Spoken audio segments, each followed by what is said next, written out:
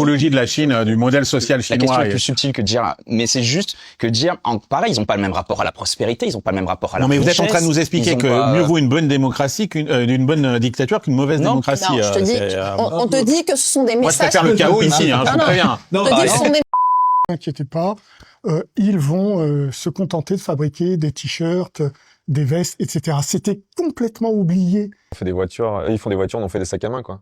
Je crois qu'on... On en a toujours fait, vraiment. Ouais. Ouais. Merde. Mais maintenant, c'est nous qui devrions demander des transferts de technologie. Bien sûr. On était quand même bien content d'avoir le t-shirt pas cher. Ouais, la télé pas chère. Puis le téléphone pas cher, puis la télé pas chère. Des enquêtes montrant que chez LVMH, voilà, on fabriquait pas forcément en France. Du politique aujourd'hui pour entraîner le peuple français. 中国就是世界的压路机，他们已经不再依靠低端纺织业，转向高科技制造业，而我们法国仍在满足于奢侈品和手袋。所以，欧洲还有没有办法挽救自己？这是最近一群法国精英在一次饭桌上的对话。直到今天，很多欧洲人对中国的印象还停留在生产廉价 T 恤的世界工厂，默认它只做低端、低成本的制造，产业格局大体稳定，不足为惧。但现实已经悄然翻盘，中国的工业机器人保有量超过了整个机器集团，专利数量领跑全球所有经济体，电动车、新能源产业正在以惊人的速度横扫世界市场。本期节目主持人是卡洛斯，一位法裔美国企业家兼投资人，邀请的嘉宾都是法国科技政商界以及经济领域的高级精英。面对这台全速前进的产业压路机，欧洲要付出什么代价？接下来的对话会彻底刷新大家对全球产业格局的认知。我们继续。Rouleau compresseur chinois, c'est le terme que tu utilises, hein, c'est pas le titre du rapport. C'est le titre du rapport. Donc, est-ce qu'on est sur le point de se faire écraser, c'est ça? Bah, il y a un risque en tout cas. Ce qu'on a voulu regarder, c'est la menace commerciale, industrielle chinoise. L'idée, il me semble en tout cas qu'on a dans le débat public en France, c'est que bon, la Chine c'est grave, mais c'est business as usual. On est sous pression, ils sont forts, ils sont bons dans les voitures électriques aujourd'hui, dans quelques secteurs, mais on a encore quand même l'image que c'est à peu près stable. C'est-à-dire que les exportations chinoises, c'est beaucoup, mais c'est stable. Et que c'est quand même globalement encore un pays qui fait du bas coût, du low cost. Alors que c'est plus du tout le cas. On a ici. Je veux dire, c'est l'image que les gens en ont. Bah, l'image, c'est l'atelier du monde. C'était l'expression qu'on utilisait beaucoup. Donc, l'atelier du monde, sous-entendu, ils font les trucs avec des conditions sociales, environnementales pas terribles. Et ça, c'est toujours le cas. Mais technologiquement, c'est pas une grande puissance. Aujourd'hui, il y a plus de robots en Chine que dans les principales économies du G7. Il y a plus de brevets que dans toutes les économies qui suivent. La Chine, c'est 50% du marché mondial. C'est le premier marché. Ouais. Et donc là, le robot, on a dépassé le stade de copier parce qu'il n'y a pas. Donc en fait, ils innovent. Ouais, ils sont pas en train de nous copier parce que de toute façon, nous on fait plus rien. Quoi. Maintenant, il faudrait qu'on fasse du transfert de technologie dans l'autre sens, en fait. Oui, mais lui, il dit. C'est parce que toute la supply, en fait, est à Shenzhen. Et donc, faire venir après, faire fabriquer des robots en Europe, pourquoi pas? Mais encore une fois, avec une dépendance à une supply qui est hyper centralisée. Supply, c'est la chaîne logistique. C'est la chaîne logistique qui est hyper centralisée entre la Chine et Taïwan. Tu connais très bien la Chine, hein. Ouais, tu es un expert de la guerre économique et tu as passé énormément de temps en Chine et c'est ton sujet, la Chine. On a alerté à l'époque, en 2001, lorsque la Chine devait entrer à l'OMC. Oui. Même aux États-Unis, les débats étaient très forts. Et je me rappelle, moi, un certain nombre d'élites comme le commissaire au commerce, un Français qui disait « Mais vous inquiétez pas, ils vont se contenter de fabriquer des t-shirts, des vestes, etc. » C'était complètement oublié. Ce qu'est vraiment... Il y a 35 ans. Hein. Ouais, ce qu'est vraiment la civilisation chinoise. Prétendre que des Chinois qui ont une grande civilisation allaient s'arrêter aux t-shirts et aux vestes, c'était absurde. Et tout ça parce que ils pensaient encore très idéologiquement sur ce qu'ils avaient appris sur les bancs de l'école. C'est-à-dire la théorie de Ricardo, surtout ne fabrique pas ce que l'autre il fabrique mieux et moins cher. Ah, c'est le syndrome Alcatel, hein, vous fabriquez plus rien. Comment croire que les Chinois allaient s'arrêter là? Et donc, c'est... Mais toi, tu avais alerté à ce moment-là? Mais bien sûr.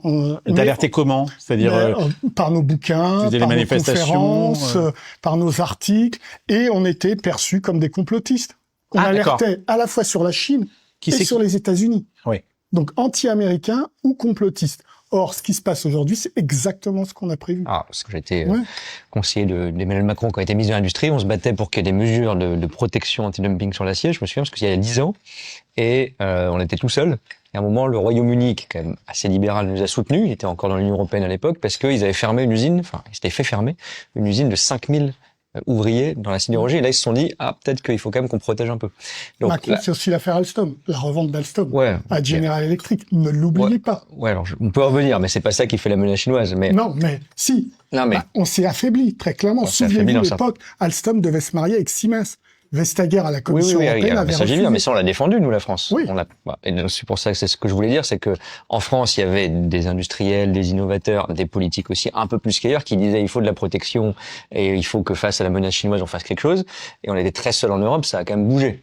Donc, je suis d'accord qu'il y a eu de la naïveté collective, que beaucoup de gens ont pensé. Moi, je l'ai entendu quand j'étais à l'époque étudiant, on disait la Chine va rentrer dans l'OMC, puis ça va devenir. Tu l'as entendu, c'est d'ailleurs pour ça qu'il dans le rapport. Ouais, mais toi, il arrive maintenant et il est aux commandes maintenant. Après, c'est aussi parce qu'ils ont été bons et on n'a pas été bons. Dans les véhicules électriques, on avait tout pour réussir.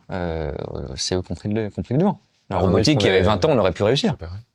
Maintenant, on fait des voitures. Ils font des voitures, on fait des sacs à main, quoi. Je crois qu'on. On en a toujours fait, Robin. Ouais. Ouais. Merde. Mais maintenant, c'est nous qui devrions demander des transferts de technologie. Ce qui est quand même assez fou quand on prend la situation il y a 20 ans. C'est-à-dire que maintenant, d'un point de vue sur les batteries, on demande des transferts. Ah, mais bien sûr. On voit des images qui viennent de Chine. La Chine, elle vit en 2050.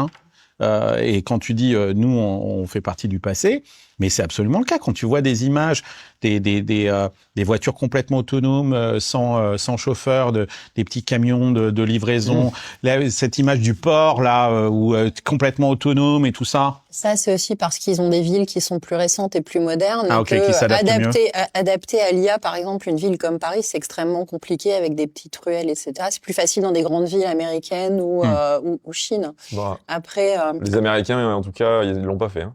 Non, ils le font pas pour d'autres raisons. Quand on voit la différence entre les US, ils sont vraiment mauvais à faire de la planification et de l'infrastructure. Mais là, ils font des véhicules autonomes quand même, et nous, on est largués pour l'instant. Ah oui, ils font un véhicule autonome, mais la 4G, elle est pas ouf dans San Francisco, je veux dire. En infrastructure, ils sont pas bons, par contre. T'as des gaps technologiques, en fait, qui sont passés. C'est-à-dire qu'ils ont démarré plus tard et ils passent directement au techno d'après et ils peuvent adapter toute l'infrastructure qui va avec. C'est des villes comme Hong Kong qui, avaient déjà quand tu vois qu'en 2007, ils pilotaient déjà toutes les tours et toutes les lumières pour faire leur son et lumière, alors que tu viens à Paris, t'as que la tour Eiffel qui clignote et pas la tour Montparnasse qui est connectée. Et tu peux pas la filmer. On n'a pas le droit de filmer la tour Eiffel quand elle clignote parce qu'il y a des droits qui sont associés. On paye des droits. Vous la voyez, la tour Eiffel, là, mais si jamais elle clignote, l'émission s'arrête. Ouais. Et il y a un brevet. Les touristes, je sais pas, peut-être qu'il y a une autorisation, mais quand il y a une utilisation un petit peu. Ce qu'il y a d'intéressant et ce qu'il faut suivre en Chine, c'est que et en effet, ils ont été malins sur les histoires d'acquisition de connaissances, mais en plus, ils observent énormément et sur certains sujets comme le quantique, quand on y viendra, c'est moi, j'ai été abordée très tôt sur donnez-nous des noms, on t'emmène. Dès que t'es visible sur certains sujets, tu vois qu'il y a un intérêt et qu'ils essayent de comprendre tout de suite ce qui se passe. Et ça aussi, c'est un sujet. Éduquer nos startups à faire attention. En même temps, ils ont été malins, mais ils nous ont pas mis le pistolet sur la tempe. C'est nous qui, dans ces années-là, au nom de la valeur actionnariale de l'entreprise, c'est-à-dire, en gros, l'entreprise, c'est sale, ça fabrique des choses qui polluent, etc. Et donc, l'esprit dans les années 90, c'était justement de faire des entreprises industrielles en Chine et de compter sur la valeur actionnariale. Mais aller polluer ailleurs, c'est ça? Aller polluer ailleurs? Exactement. Ah ouais. Oui, il y a eu ça aussi. C'est l'exemple d'Alcatel qui a dit on va produire les téléphones et puis nous on aura la techno. La fameuse usine sans salariés, sans ouvriers. Voilà.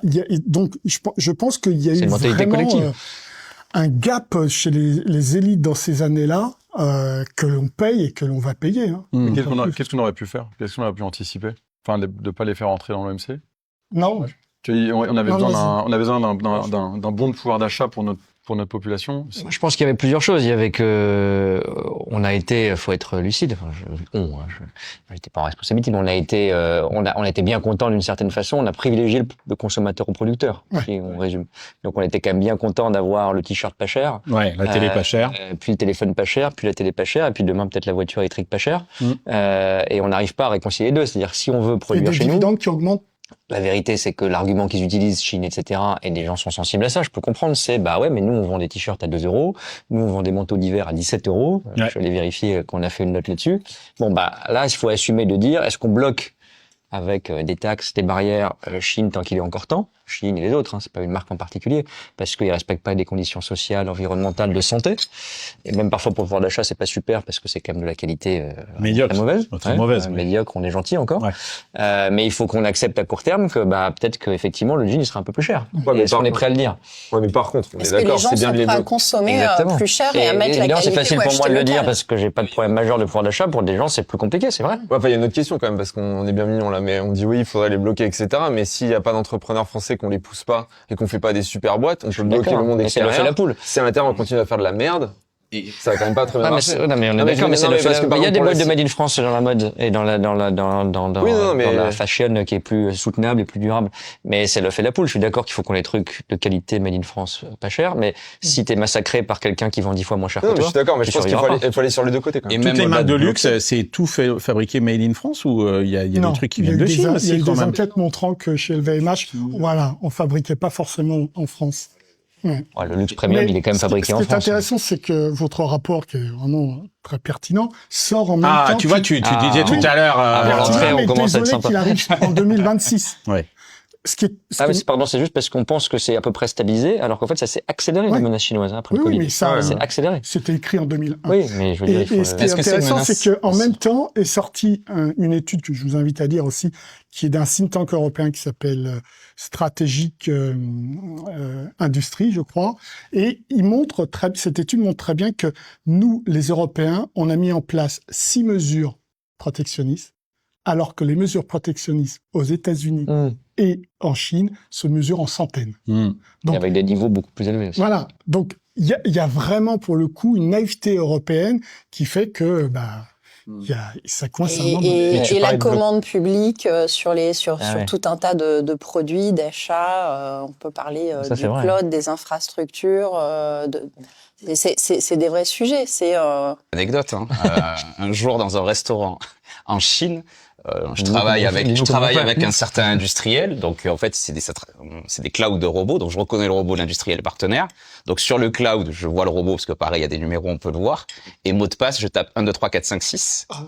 Ils sont et je rentre dans le robot et en fait je pouvais faire ce que je voulais. Et en fait je pouvais faire ce que je voulais du robot. Vous voulez contrôler le robot? Je pouvais contrôler le robot, je pouvais l'envoyer percuter Madame Duchemin en 30 secondes. Donc oui, ça pose des problèmes parce qu'encore une fois, c'est une industrie qui est très jeune, qui est hyper immature encore sur pas mal de domaines. Donc ça lance, et c'est encore le monde très start-up en Chine. Ils pensent ils lancent, ils vendent, et ils se posent les questions des fois un peu après.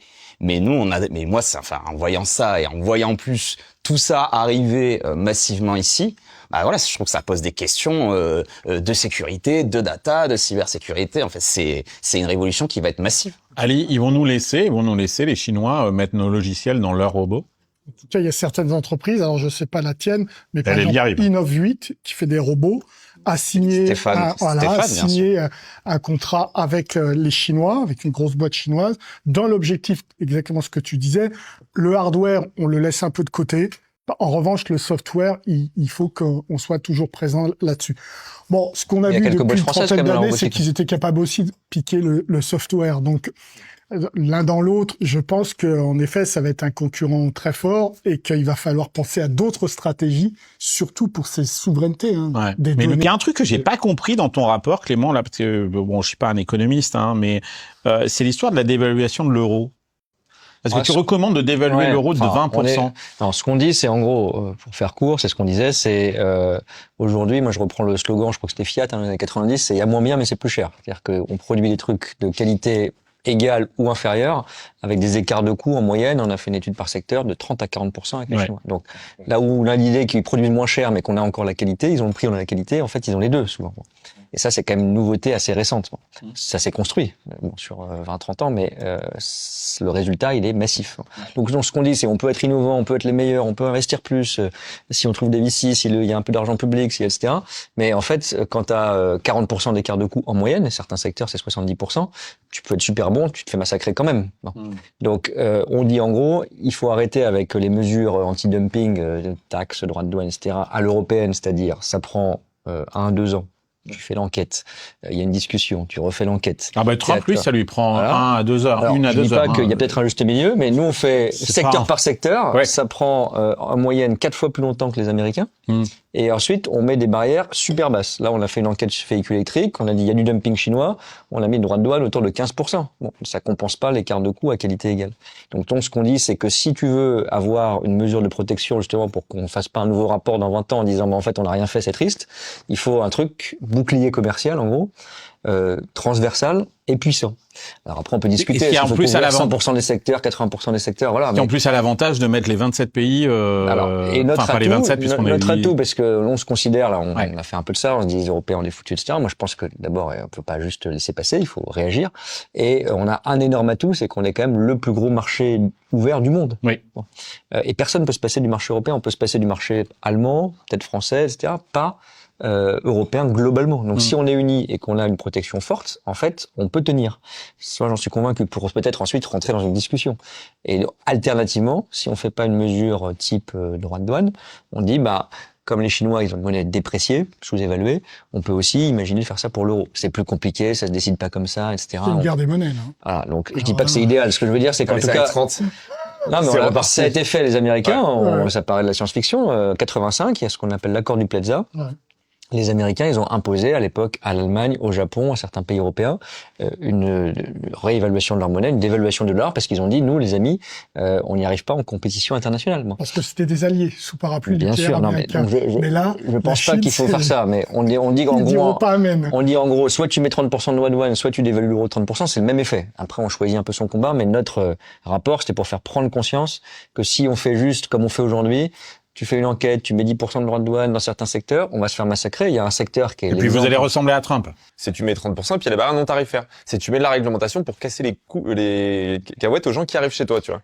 Et non, mais c'est de la guerre silencieuse en fait, parce que c'est interdit par l'OMC, donc c'est encadré tout ça. Oui, c'est encadré. Donc tu peux pas le faire de manière totalement. Non, mais ce que je veux dire, c'est oui, non, mais c'est pas fini. Non, mais je veux dire, c'est qu'on on est d'accord, Trump, il s'en fiche, ça, de l'OMC. Trump, il s'en fiche parce qu'il a quitté, quasiment, ils ont quitté l'OMC déjà depuis longtemps. Non, mais quand on fait de la réglementation européenne, par exemple, le RGPD et compagnie, et qu'en fait, au lieu de faire une réglementation, on se ralentit, nous, et on ralentit les gens à l'extérieur, en fait, on fait de la barrière non tarifaire où on dit aux gens sur du software, c'est du non tarifaire sur du software, sauf qu'on se l'impose aussi à nous-mêmes.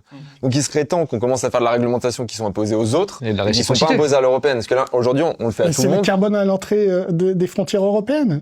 Oui. La taxe carbone. Non, on a une taxe carbone. C'est un vieux serpent de mer. Les Européens sont soi-disant d'accord là-dessus, mais ils n'y arrivent pas. Parce que, attention, il y a des pressions des États-Unis, il y a des pressions de la Chine là-dessus, et le jour où ils le mettront en place, là, on pourra se dire, ils ont accepté le rapport de force et ils ont compris. Mais en fait, ils font surtout beaucoup d'offensives. Parce que tu allais dire, Carlos, Trump, qu'est-ce qu'il annonce? Il annonce, on va investir 500 milliards dans l'IA, parce qu'on est inquiété par la Chine. Et nous, on est en train de dire, il y a la Chine, faut peut-être interdire DeepSeek en Europe. Et c'est peut-être pas la réponse. Non, mais c'est pas se faire. On sur la voiture autonome, sur la voiture autonome, on encourage des boîtes, etc. Je pense qu'il faut le faire plus, mais après, ça, vous connaissez. Mais regardez BYD, par exemple. Je vous donne l'exemple de BYD. Ils ont dépassé Tesla en nombre de ventes. Ils sont au-dessus de Tesla. Mais ça inquiète pas du tout Musk. Musk, il dit de toute façon, la voiture avec un volant, c'est fini. Donc, à la limite, je les laisse, les Chinois, qui fabriquent des voitures électriques avec des volants. Bon, on est déjà passé à autre chose, c'est fini. Tesla n'est plus une voiture, n'est plus un industriel de l'automobile. Nous faisons des robots. C'est 1 million de robots qui sont annoncés d'ici 2030. Dans son plan de rémunération, c'est ça. Son plan de rémunération, il est basé sur des robots. Il doit vendre 1 million d'Optimus, complètement. Et elle concerne, c'est ce qu'on a montré dans le rapport, tous les pays en Europe, plus l'Allemagne que nous d'ailleurs, et tous les secteurs. Ouais.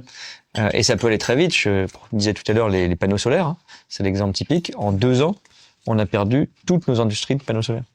Parce que les Chinois ont produit, ils ont exporté comme des bêtes, ils ont cassé les prix. Et Américains et Européens, on a mis 1 an de plus que les Américains à réagir sur l'anti-dumping, mais eux-mêmes étaient en retard, on a tous été balayés. Et aujourd'hui, 85% de la production mondiale est chinoise. Et en renouvelable installé, je crois que c'est 390 gigawatts. L'année dernière, la Chine, l'Europe entière, c'est 90. Et du coup, en fait, on se retrouve dans un sujet où, objectivement, c'est une vraie vision européenne de dire on va aller vers du renouvelable, l'environnement c'est important pour nous, etc. Et en effet, Les Chinois, on a perdu. À la fin, ils font plus pour la planète que nous. Alors, ce qui est, mais pas parce en qu'ils même le font temps, pour la planète. ils ont un déficit et Ah oui, non, mais ils le font pas pour la planète. Non, mais ce que je veux dire, c'est que c'est un petit peu la. Mais la même chose sur les véhicules électriques. Ouais, les véhicules électriques, ils avaient une hyper pollution, parce que c'était très pollué avant. Maintenant, si tu veux une véhicule thermique, il y a une sorte de loterie. Il faut gagner une sorte de loterie en Chine. C'est hyper surtaxé. Ils ont pivoté aussi à une force, à une vitesse sur un pays quand même de plus de 1 milliard d'habitants.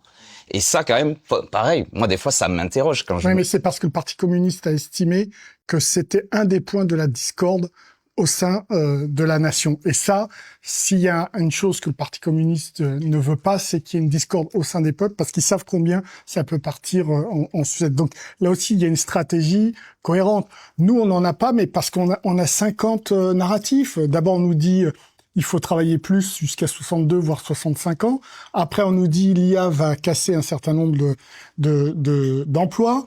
Après, on nous dit de toute manière, il va falloir faire la guerre et il va falloir que vos enfants aillent se faire sacrifier, etc. C'est quoi le narratif du politique aujourd'hui pour entraîner le peuple français? C'est vraiment la... C'est vrai, là où le gouvernement chinois dit sécurité, prospérité, et dit les faits, on y va. Bon, il y a quand même une différence, c'est qu'ils demandent pas leur avis aux gens, donc on n'a pas envie de ça non plus, quoi. Oui. Non, mais c'est vrai. Mais est-ce qu'il y a pas... Alors, il y a des 5 messages ans. qui circulent qui sont hyper intéressants quand même et qu'on peut vivre quand on va dans ces pays-là. C'est, on dit, on n'a pas la liberté d'expression, mais on a la liberté de vivre. Et en toute sécurité. Et c'est des vrais messages qui passent de En plus Chine, en plus. tu dis ça? T'as des messages sur les réseaux sociaux qui montrent ça, des vidéos sur TikTok qui montrent. Ouais. Et quand tu vas en effet te balader à Shanghai, à Shenzhen, etc., c'est des villes incroyables où c'est totalement safe. Quand t'es une femme, tu peux te balader à n'importe quelle heure. T'as pas de problème. Ouais. Et tu rentres à Paris et je peux t'assurer que t'as tous tes muscles du dos qui se crispent. Et en effet, et des fois, tu te dis... En fait, c'est ça qu'on... Non, mais il n'y a pas besoin forcément de... Lui, il va être content. Mais si tu veux, c'est un sujet. Ils ont cette force-là. Et il y a plein de gens qui se posent la question du... Est-ce que je n'irais pas vivre là-bas? Et c'est plus subtil, parce qu'ils savent, pareil, je pense qu'il faut arrêter de croire qu'ils sont dans une bulle complète et qu'ils savent pas qu'il y a des démocraties et que la démocratie d'opinion existe. Ils ont accès à l'information, pareil. Mais ça les intéresse pas. Il faut pas croire qu'on n'est pas sous l'Union soviétique, il n'y a pas une chape de plomb et sur lequel ils peuvent pas sortir. Donc ils le savent. Et là où c'est beaucoup plus subtil, c'est que quand on discute avec beaucoup de gens là-bas, peut-être que c'est culturel, ils ont cette sorte de deal informel où eux, la notion de prospérité, de richesse économique... Non, mais c'est sûr qu'ils l'ont jamais connu. Donc oui, mais là, t'as une douceur de vivre qui est arrivée dans certains coins, pas partout. T'as vraiment encore de la grande profondeur. Là, vous faites l'apologie de la Chine, du modèle social chinois. La question est plus subtile que de dire... Mais c'est juste que de dire... Pareil, ils n'ont pas le même rapport à la prospérité, ils n'ont pas le même rapport à la richesse. Non, mais vous êtes en train de nous expliquer que mieux vaut une bonne démocratie d'une bonne dictature qu'une mauvaise démocratie. Non, je te dis... On te dit que ce sont des messages... Moi, je préfère le chaos ici, je vous préviens. On te dit que ce sont des 这个天气怎么这么热呀？热死我了！我要炸了！ 整场对谈看下来，与其说他们是在见证中国产业的推进，不如说是在复盘一场欧洲持续了30年的战略失速，一场被反复渲染的威胁。说白了，有一半其实是欧洲亲手造就的。20年前，欧洲的精英抱着古典比较优势的理论执念，想当然地认为中国会永远停留在哪些 T 恤夹克的低端代工环节。他们以资本价值之名，主动把产能外迁，用廉价消费品维持购买力，一边心安理得享受成本红利，一边有从骨子里轻视中国在工业上的爬升意志。这种根植于优越感的集体天真，才是今日欧洲处处被动的根源。而如今他们肉意的关税壁垒、货币贬值，说到底都是向外找药方，却很少直面他们内部真正的病灶。整个社会已经失去了长期主义的产业共识，一边高举去工业化的政治正确，一边焦虑产业空心化。这种自相矛盾的政策逻辑远比外部竞争更消耗内力。讲到最后，我个人认为，这并不是谁碾压谁的零和博弈，而是全球产业迭代必然的一次洗牌。中国靠全产业链布局、长期规划完成升级，是后发国家追赶的正常路径。欧洲若放不下以前的优越感，不肯重建工业立国的共识，只靠贸易壁垒、严防防守，最终还是挡不住技术与产业的浪潮。好的，本期影片就到这里，感谢大家的观看，我们下期再见。